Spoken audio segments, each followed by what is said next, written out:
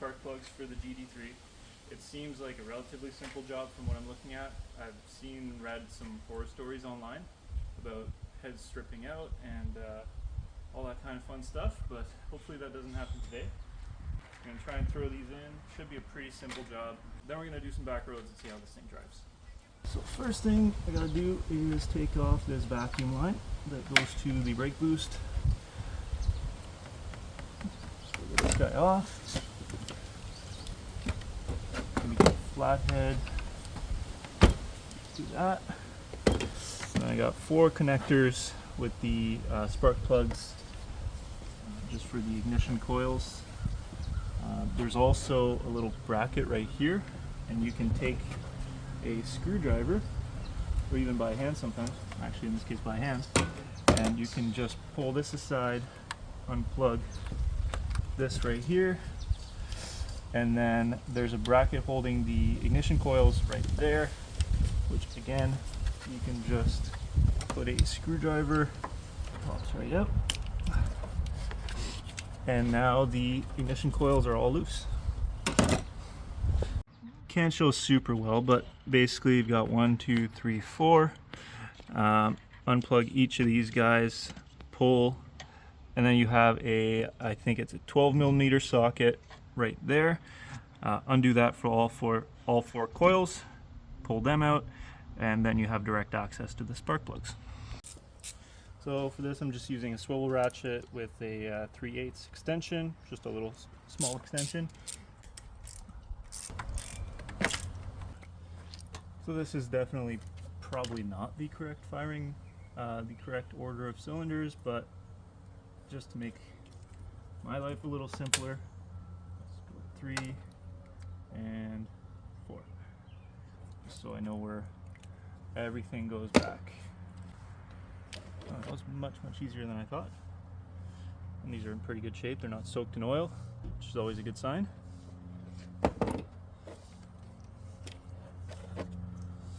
That's 2, 3,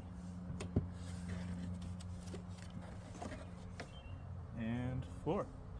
They all look pretty good. So now we've reached the fun part. I got a 5/8 socket and same ratchet setup.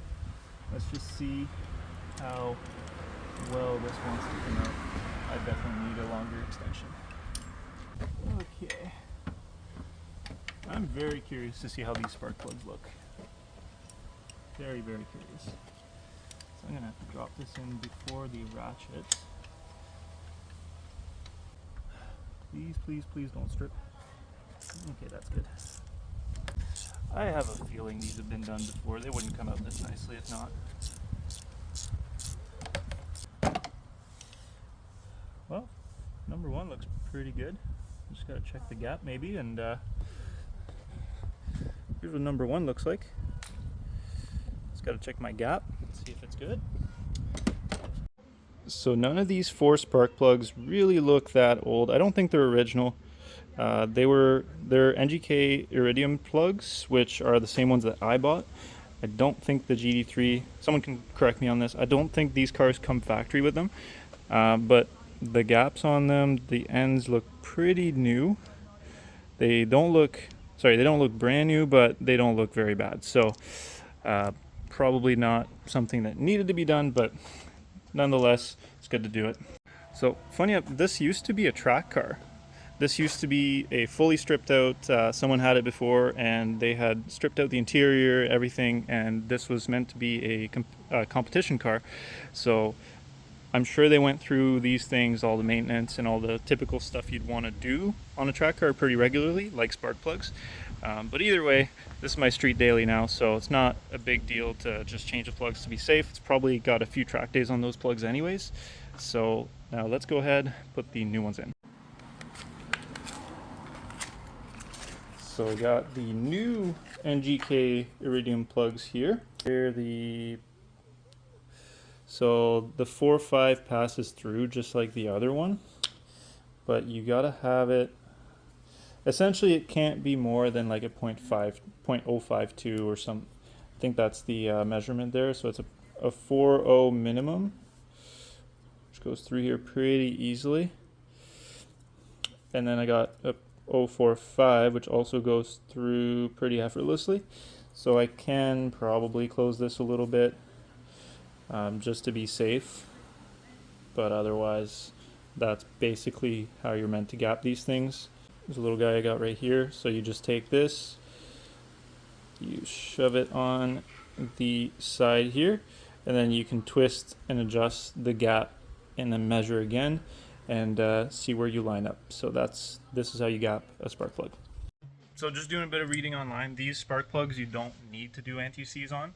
So I would not do any anti-seize on these. The NGK actually says specifically not to do it.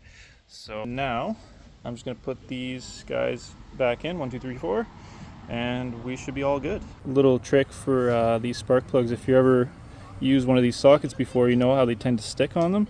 I just put a bit of just electric grease on the end of this. It helps anyways, and this will come off much easier.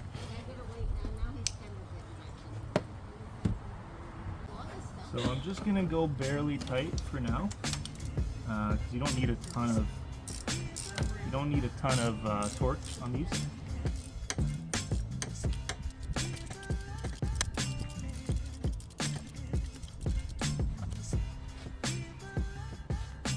So next, you're gonna torque this to 20 foot-pounds. This starts at 30, so I'm just gonna back it off by 10. Still works the same.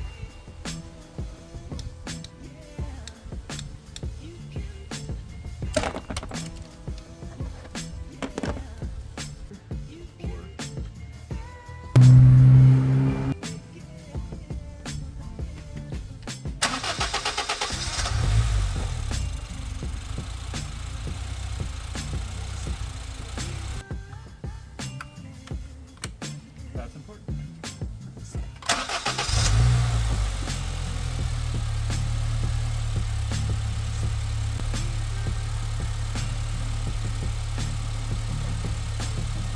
So that was super easy. One of the easiest things I've probably done on my car. So it's running good now. Let's go test it on some back roads. I'm excited.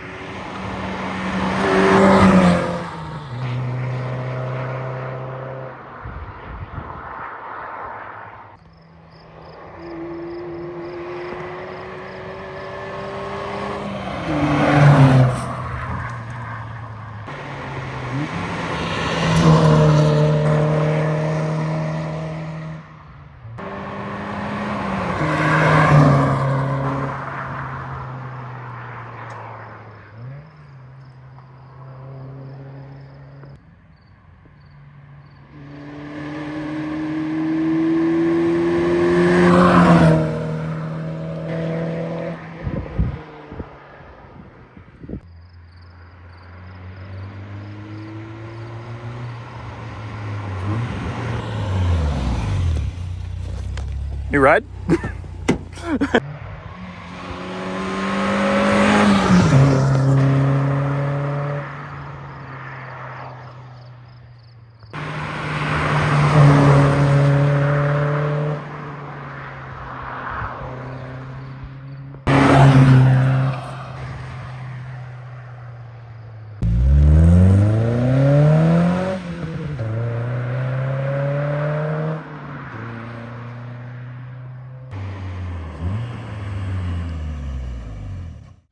And that's where I'm going to end it for today's video. Hope you guys enjoyed that little Touge session. I will catch you on the next one.